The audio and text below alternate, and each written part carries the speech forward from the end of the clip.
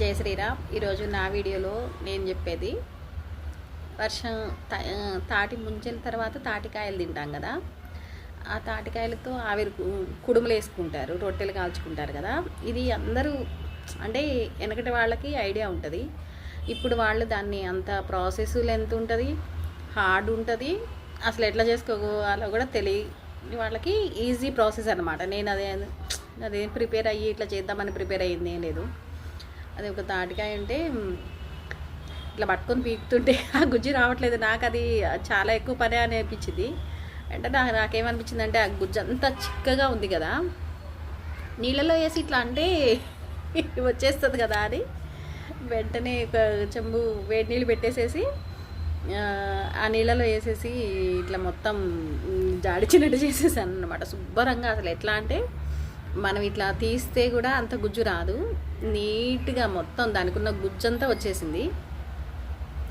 అలానే ఎందుకంటే ఆ నీళ్ళు బెల్లం కరగబెట్టుకోవడానికి వాడుకుంటాం. అట్లానే మళ్ళీ నేనేంటంటే ఇప్పుడు దాంట్లో రవ్వ కలపాలి, రవ్వ కలిపి ఎక్కువసేపు ఉడకబెడతాం మనం ఆ గుజ్జులో.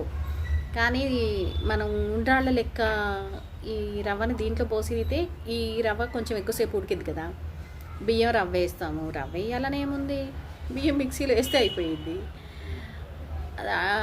అనుకొని బియ్యం అయితే ఉంటాయి కదా, మిక్సీలో వేసామంటే కొంచెం పిండి రవ్వ సరిపోతుంది, ఏం కాదు.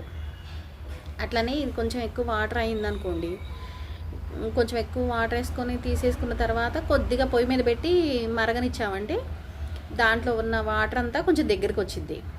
ఎటు మనం బియ్యం రవ్వకి ఎక్కువ వాటరే పడతాయి కాబట్టి అంత అవసరమే ఉండదు. ఒకవేళ ఎక్కువ అయినాయి అనుకుంటే మరగబెట్టుకోవాలి. మరగబెట్టుకునేటప్పుడు కూడా ఏమీ పొంగకుండా ఉండాలంటే ఏం చేయాలంటే పాలు కానీ ఏదన్నా పొంగకుండా నేనేం చేస్తాను అంటే గరిటె వేస్తాను. ఒక గరిటె కాకపోతే 2 గరిటెలు వేస్తాను. పొంగి పొయ్యంతా కడుక్కునే బదులు గరిటె కడుక్కోవడం ఈజీ కదా. అలా అట్లనే తాటికాయలతోటి నా అనుభవాలు ఏంటంటే ఉడకబెట్టిన తర్వాత బెల్లం వేసి తరిగి బెల్లం వేసేసాను. దాంట్లో ఈ బియ్యం రవ్వ కూడా వేసి స్మాషర్ ఉంటుంది కదా, స్మాషర్తో మెదిపేసేసాను అన్నమాట. వీలైనంత మట్టికి ఉండలు లేకుండా కొంచెం కట్టినా ఏం బాధలేదు. రొట్టెకైనా కుడుంకైనా కొంచెం చల్లారిన తర్వాత పిసికేసుకొని కుడుములు వేసుకున్న బాగానే ఉంటుంది. ఆల్రెడీ ఉడికిపోయిద్ది కాబట్టి 2 నిమిషాల్లో ఉడికిపోయిద్ది. రొట్టె అయినా బాగానే ఉంటుంది. ఒకసారి చూడండి. ఇలా తాటికాయలతో నా అనుభవాలు ఎన్నో ఉంటాయి అన్నమాట. సమ్మర్ వచ్చిందంటే నాన్న తీసుకెళ్ళి అమ్మమ్మ వాళ్ళ ఇంటి దగ్గర వదిలేసేవాడు. మా మామయ్య, కృష్ణ మామయ్య, మామయ్య అని పిలిచిన నాన్న తర్వాత నాన్న అని పిలిచినట్టే అనిపిస్తుంది నాకు. మామయ్య కూడా అట్లనే పలుకుతాడు. ఆయన రాయి పని చేసేసి మేము 9 కొంచెం రాయి పని చేసేసి ఒక ముద్ద అన్నం తినేసేసి రండి రండి అనేవాడు. చెట్ల దగ్గర మా మామయ్య వాళ్ళకి తాతయ్య వాళ్ళకి చెట్లు ఉండేవి అన్నమాట. కొన్ని కొబ్బరి చెట్లు, కొన్ని తాటి చెట్లు, అన్నీ శుభ్రంగా గెలలు కింద ఉండగానే మేము మామయ్య వాళ్ళ పిల్లలు నేను అందరం కలిసి ఆ గెలలు చెట్టు మీద ఉన్న గెలలు కింద మేము ఉండగానే గెలలు ఈ గెల మాది ఈ గెల మాది అని పెట్టుకునేవాళ్ళం. మా మామయ్య పైకెక్కి కాసేపు కూర్చొని మంచిగా తినేసేసి అవన్నీ ఒక్కసారి ఇట్లా నెత్తిన పోసేదన్నమాట. ఆ గెలలు కొట్టిన తర్వాత 1 కాయ 2 కాయలు తినడం కాదు, గెలలు ఈ గెల నాది ఈ గెల నాదని ఆ గెలలు వేసుకొని కూర్చునేవాళ్ళం. ఆ గెలలు మామయ్య చేత వరుసనే అందరూ కూర్చునేవాళ్ళం కదా రౌండ్గా. వరుసనే ఇటు పక్క నుంచి చేస్తుంటే మళ్ళీ అందరూ అయిపోయి మళ్ళీ వచ్చేటప్పటికి మళ్ళీ కోసేటప్పటికి మళ్ళీ అట్లా ఎన్ని కాయలు తినేవాళ్ళము. తినేసి తినేసి తినేసి పొద్దున్నే అమ్మమ్మ పెరుగన్నం పెట్టేది. అంటే తాతయ్య పొద్దున్నే గేదెల్ని పొలం మీదకి వదిలేదన్నమాట. తాతయ్య వదిలేసి వచ్చేది. ఇంకా మేము అమ్మమ్మ పొద్దున్నే లేపి పెరుగన్నం పెట్టేది. అన్నంలో రాత్రి మిగిలిన అన్నంలో పెరిగేసి గోంగూర పచ్చడి వేసి పెట్టేది. నేనేం చేసేదాన్ని అంటే పెరుగు నీళ్ళుగా కలుపుకునేదాన్ని కాదు, గట్టిగా కలిపి ఎక్కువ పెరిగేసేది అమ్మమ్మ. అంత అన్నాక అంత పెరిగేసేది. గట్టిగా కలిపి ఆ గోంగూర పచ్చడిని రౌండ్గా ముద్ద చేసి ఆ గోంగూర పచ్చడిని మధ్యలో పెట్టి తినేదాన్ని అన్నమాట. తినేసి 6 7 ఇంకా తాతయ్యని పిలవడానికి వెళ్ళేవాళ్ళం. తాతయ్యని పంపించేవాళ్ళం టిఫిన్ చేయడానికి. మేము అక్కడికి వెళ్ళి అవి తీసుకొని మళ్ళీ 10 ఎండ వచ్చింది కదా, మేము గేదెల్ని అక్కడైతే అక్కడందరూ వచ్చేసేవాళ్ళు.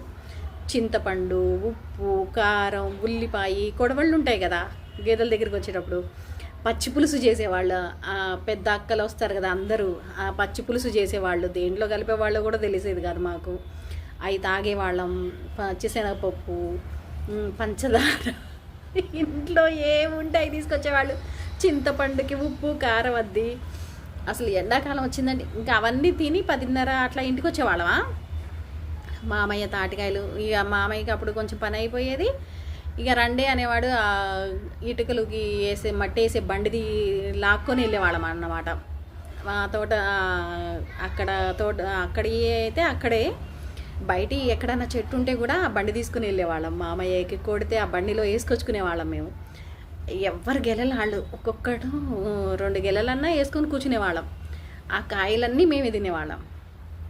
తినేసి సాయంత్రం అయితే ఇంకంతే, తాటికాయలు మొత్తం అసలు కడుపు పట్టకుండా, ఇక అసలు నిండుతుందని తెలిసేది కాదు, ఎన్ని తింటున్నామని లెక్క ఉండేది కాదు, చాలే అనిపించేది కాదు, తింటూనే ఉండేవాళ్ళం. ఈ ఎఫెక్ట్ ఎప్పుడు వచ్చేదంటే 4ంటికో మళ్ళీ అమ్మమ్మ దగ్గరికి వెళ్తే, ఆ టైంలో కొంచెం అమ్మమ్మ ఆకలి అవుతుందంటేనేమో కలిపి అన్నం ముద్దలు పెట్టేది అందరికీ, తల 2 ముద్దలు. లేదంటే ఇంకా అది కూడా లేదు. సాయంత్రం 6 కాడ నుంచి కడుపులో నొప్పి మొదలు. కడుపు నిండా తినేవాళ్ళం కదా. మామిడికాయ పచ్చడి పట్టి ఉండేది కదా. అమ్మమ్మ ఏం చెప్పేదంటే మామిడికాయ ముక్కలు తీసుకొని తినండి అనేది. ఆ మామిడికాయ ముక్కలు పచ్చడితో పాటు వట్టి ముక్కలే ఇంత పెద్ద పెద్ద, అప్పుడు పెద్ద పెద్ద ముక్కలు కోపించుకునేవాళ్ళు కదా, ఇంత పెద్ద పెద్ద ముక్కలు. ఆ మామిడికాయ ముక్క తింటే కడుపులో నొప్పి తగ్గిద్దంట. ఇట్లా తాటికాయలతోటి, తాటి చెట్లతోటి అసలు ఎన్ని రకాలుగా అనుబంధాలు. మీకు కూడా ఇలా ఉన్నాయా? Thanks for watching.